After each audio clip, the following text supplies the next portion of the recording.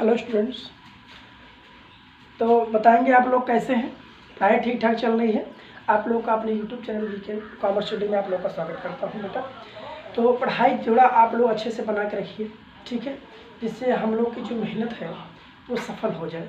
ठीक, तो हम आप बात करने वाले हैं कि जैसे पिछली क्लास में हम लोग बात किए थे गिजुभाई बधेका के विषय में, उनके जीवनी और उनके शिक्षा दर्शन। आज हम लोग ये बात करेंगे कि उन्होंने शिक्षा दर्शन के अंतर्गत कौन कौन से कृतियों का मतलब रचना की है, ठीक है, और उनकी शिक्षण विधि क्या थी, मतलब उनकी संपूर्ण जो भी जानकारी बची सारी जानकारी करेंगे। ठीक है, तो चलिए समय ना बर्बाद करते हुए हम लोग कम से कम समय में ज़्यादा से ज़्यादा प्रयास करेंगे सीखने का। ठीक है, तो भारतीय साक्षी विचारक गिजुभाई। ठीक, गिजुभाई आपको पता है गिरजा शंकर भगवान जी बधेका था इनका पूरा मतलब पूरा नाम। ठीक है, और इनको लोग गिजुभाई बधेका के नाम से जानते थे। ठीक है, इनकी जो प्रारंभिक आयु थी बहुत कम आयु में इन्होंने घर से भी अपनी कुछ मतलब जो धार्मिक विचार के व्यक्ति थे, इनके माता पिता, उनसे काफ़ी इन पर बहुत बड़ा अच्छा असर पड़ा और प्रारंभिक शिक्षा अपने विद्यालय से इन्होंने ग्रहण हासिल किया और हायर एजुकेशन के लिए इन्होंने वकालत के लिए मुंबई की मुंबई के ही जो हाई कोर्ट में इन्होंने वकालत भी किया, लेकिन कुछ राष्ट्रीय आंदोलनों के चक्कर में ये वापस आ गए और जो है मतलब दक्षिणापूर्ति जो है उसमें बाल मंदिर का इन्होंने क्या किया, स्थापना भी किया। ठीक है, तो गिजुभाई की कुछ रचनाएं हैं, रचनाएं हम जान लेते हैं। इस रचनाओं में क्या है बेटा, दीवा स्वप्न है, ऊंट के पैर सड़े, काली गौरैया, तड़तड़ तड़ाक, तड़तड़ तड़ाक किसकी रचना है, गिजुभाई। दीवा स्वप्न बहुत पूछा जाता है। बिल्ली के गले में घंटियां, ये क्वेश्चन ये भी पूछा जाता है, बिल्ली के गले में घंटियां किसकी रचना है, गिजुभाई की। बुढ़िया के 13 बच्चे, ये भी क्वेश्चन पूछा जाता है। भूत का भाई गिजुभाई की रचना है। मूर्ख गिजुभाई की रचना है। ब्राह्मण गिजुभाई। मेढक की शादी गिजुभाई के द्वारा रचित की गई रचना है। चलती फिरती शिक्षा पूजे हैं गिजुभाई की रचना है। और शिक्षक प्राथमिक विद्यालय में शिक्षा ही गिजुभाई द्वारा रचना की गई। और गिजुभाई ने कहीं ना कहीं इन रचनाओं में बहुत अच्छे से अपनी कहानी, आत्मकथा आदि की व्याख्या किए रखे हैं। ठीक है, और इससे किसको पढ़ने से स्वयं को भी काफ़ी ज्ञान की प्राप्ति होती है। गिजुभाई के अनुसार शिक्षण विधि क्या क्या लागू की गई। गिजुभाई फ्रोवेल एवं मारिया मांटेसरी के शिक्षा दर्शन से प्रभावित थे। मतलब गिजुभाई फ्रोवेल, आप लोग जानते हैं फ्रोवेल खेल जो है फ्रोवेल हैं और मारिया मांटेसरी हैं, इनकी कुछ शिक्षा से प्रभावित होकर इन्होंने कुछ विभिन्न विधियों के अनुसरण पर विशेष बल दिया है, जिसमें खेल विधि द्वारा सीखना शिक्षण विधि में इन्होंने शामिल किया, क्रिया द्वारा सीखना शिक्षण विधि में शामिल किए हैं, और कहानी व नाटक के द्वारा सीखना इन्होंने शिक्षण विधि में शामिल कर रखा है। ठीक है, तो ये शिक्षण विधि के अंतर्गत गिजुभाई मारिया मांटेसरी के शिक्षा दर्शन से प्रभावित होकर कुछ विशेष विधियों की इन्होंने शिक्षण विधि में शामिल किया। अब बात ये आती है कि शिक्षण छात्र संबंध क्या होता है बेटा। तो शिक्षण और गिजुभाई के अनुसार शिक्षण और छात्र का जो संबंध है, इन्होंने बताया कि शिक्षक एक पुजारी सदृश है। शिक्षक क्या है, एक पुजारी सदृश है। ठीक है, और छात्र देव है। मतलब गिजुभाई बधेका के अनुसार शिक्षक को ईश्वर की उपाधि दी गई, देव की उपाधि दी गई और कहा गया जो शिक्षक है उसका पुजारी है।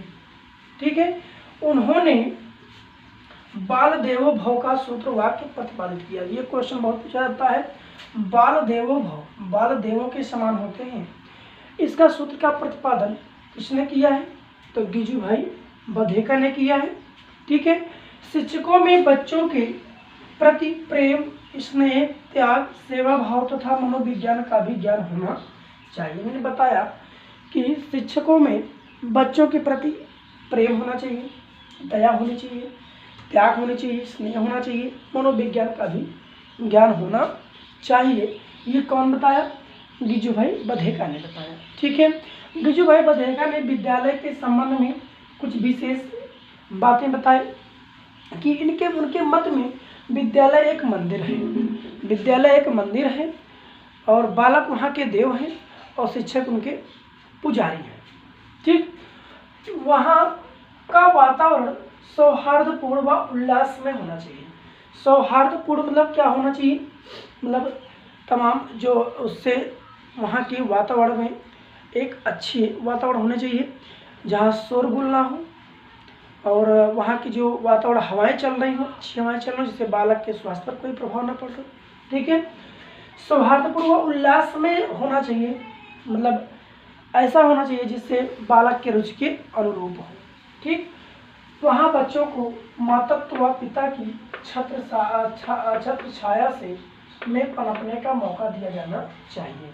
मतलब विद्यालय का ऐसा वातावरण हो जहाँ बच्चों के मातृत्व व पिता की छत्र छाया से निकालकर उनको पनपने का मौका दिया जाए, बच्चे आगे बढ़ें और अपने शारीरिक मानसिक बौद्धिक विकास करें, आध्यात्मिक मूल्यों का विकास करें और खेल कूद के माध्यम से सीखने का प्रयास करें और कहानियाँ नाटक आदि रचने का को पढ़ते हुए सीखने का प्रयास करें। ठीक है, ऐसा उन्होंने विद्यालय का वातावरण बनाया। ठीक है, और अनुशासन के विषय में उन्होंने बताया कि गिजुभाई दमनात्मक अनुशासन के घोर विरोधी थे।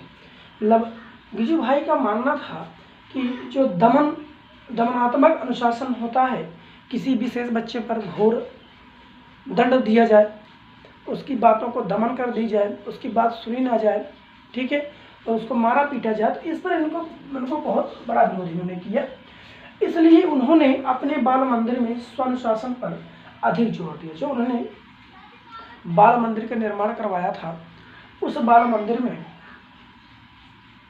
के निर्माण कब करवाए थे, जब राष्ट्रीय आंदोलन से प्रभावित होकर वकालत छोड़कर इन्होंने स्वयं दक्षिणावर्ती स्थान पर आए। वहाँ पर इनको एक संघ बनाया गया और वहाँ पर संघ से इन्होंने वहाँ पर बालकों के लिए एक बाल मंदिर का निर्माण करवाया, जिसमें 2.5 से 6 वर्ष तक के बालकों को लिए शिक्षा ग्रहण कराते थे और उनकी समस्या के विषय में अध्ययन करते थे। ठीक है, समाधान के विषय में अध्ययन करते थे। ठीक है, तो मतलब उनका जो बाल मंदिर था वहाँ स्वानुशासन पर जोर दिया गया। उनके बाल मंदिर का नियम था कि बच्चों को ना तो डांटे, ना झड़के और ना ही शारीरिक दंड, ये उनका नियम था।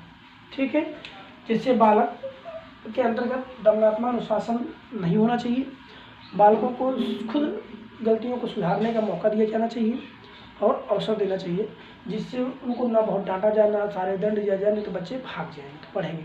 ठीक है बेटा, तो इस तरह से आज की क्लास में गिजुभाई बधेका के विषय में जितना बातें बची थी मैंने सब बता दिया।